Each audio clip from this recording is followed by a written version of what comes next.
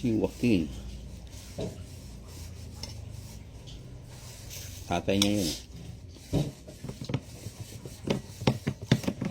Pwede na daw pakinggan isa.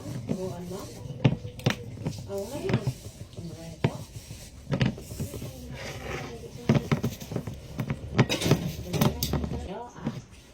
Tikman mo yung sarap niya. Ayan yun. Charlie nagturo nun.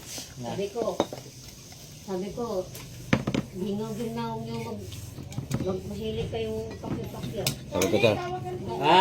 Gagayanin sa mga bata. 268 lang. Ganda ba? Ganda? Maturuan ng mga bata? Wala, may kasalanan ng mga bata. Ayaw namang tuturuan sa mga mata